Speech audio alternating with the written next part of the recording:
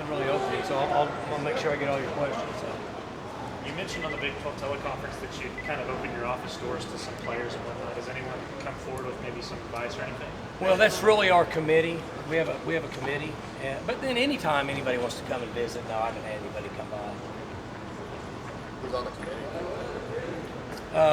Well, I can get that list to you. There's like 8 guys. We'll get it to you. Our media people have it. How do you feel about practices this week? Good. We had good practices. They were very enthusiastic and probably more enthusiastic than they've been in a while.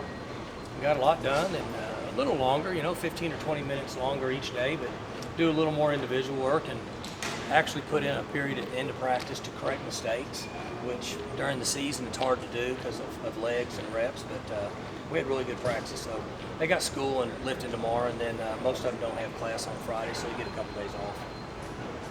After watching film on that K-State game, what are some of the main things you're looking to correct in practice? Well, we've got a lot of things to correct. We one week we don't block well to run the ball, and the next week we don't block well to throw the ball. One week we throw the ball good, one week we don't throw the ball good.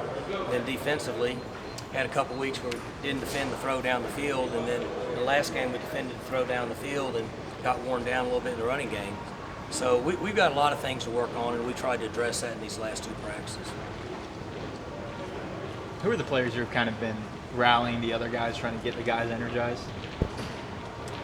I guess really everybody. I mean, they're good guys. I mean, they're a good group, and they work hard, they practice hard. I don't feel like they need even to be energized. I think they're doing pretty good.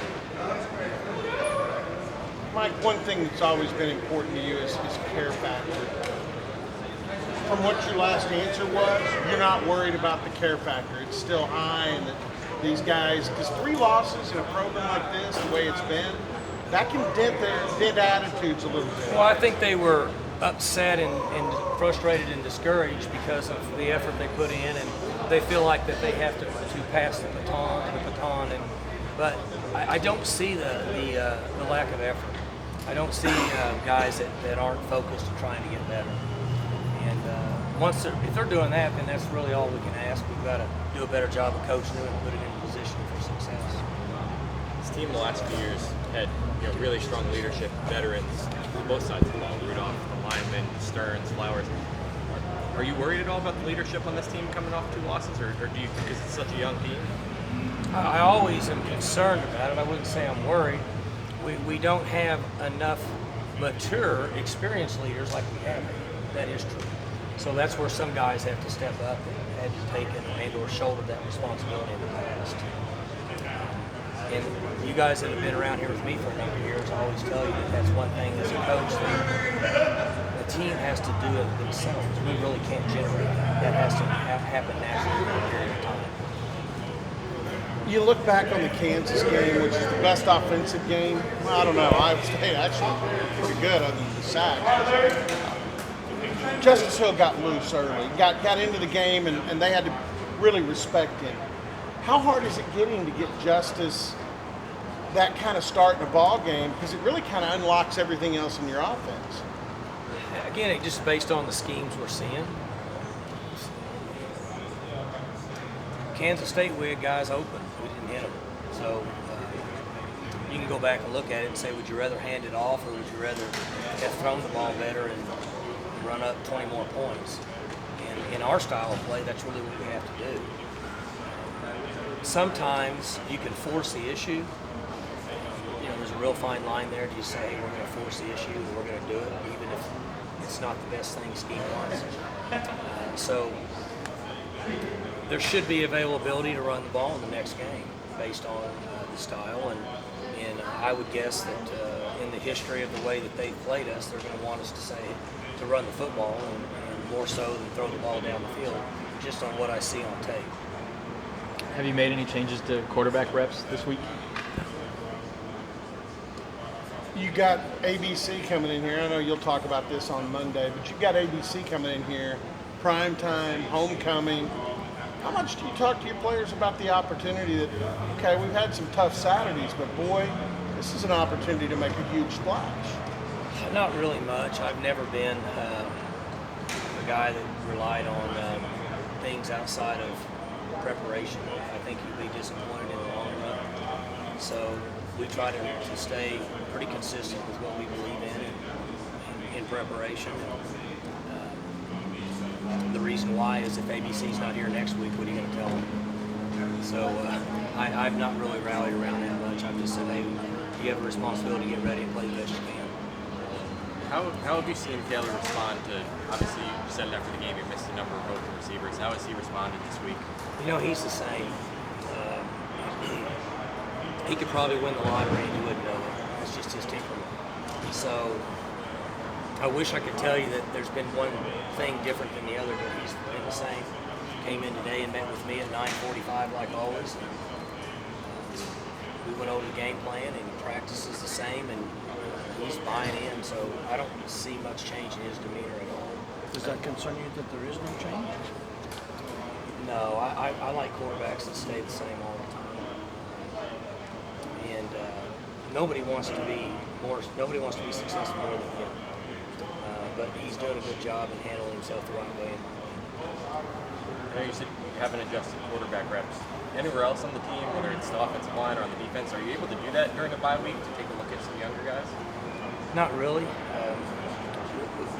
There's a couple guys we might get some reps in special teams as twos, maybe freshmen or so, because they had the 4 games, but not really. And then lastly, if we thought we had players that would improve us drastically or even some, we would have already made that move. We used to practice 4 days in the open week. We think that's counterproductive now. So we've got the guys out there that we feel like need to get the quality reps. And we need to do a better job of coaching them. We need to have really good plans where we can execute and minimize missed assignments. And the guys can play hard, not have to think hard. And so we've pushed that this week. Yeah, Barry Sanders will be here for homecoming. I know you talked before about the value of celebrating the success that this program has had. What does it mean to have Barry back and to be doing more things like that too? We've got a lot to do here. We have a lot of ground to make up and display, for lack of a better term, the success that we've had here and/or great players. And this is a step with bringing him back. At some point, I think that we will display more.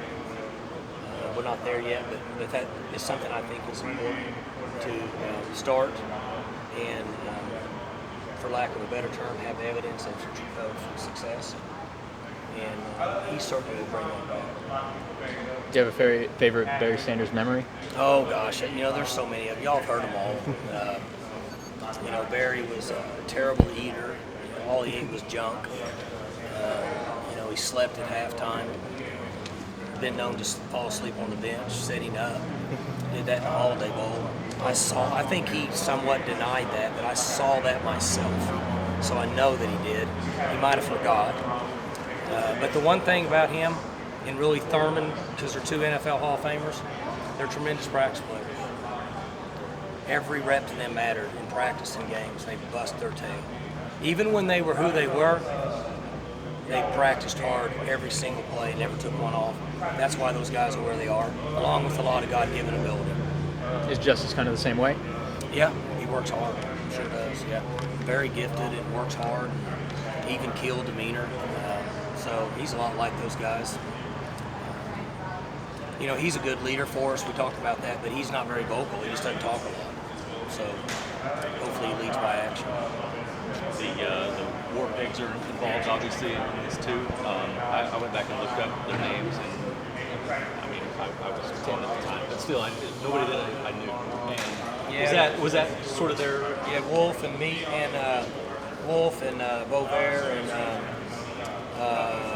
Big Woo and Kidder and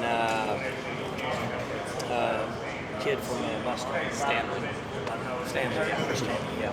Those are the 5 guys. Yeah. Was that sort of one of their trademarks then too? That they were just this unit of guys that they didn't have a star, maybe. None of those guys played in the league. And they all had different personalities. Wolf is a wild man. Kidder was a wild man. Bovier never said a word. Stanley was with everybody, but he was kind of chilled all the time. And then Big Woo, he was just kind of his own person, you know. So they all had different personalities, and none of them were good enough to play in the NFL. Good.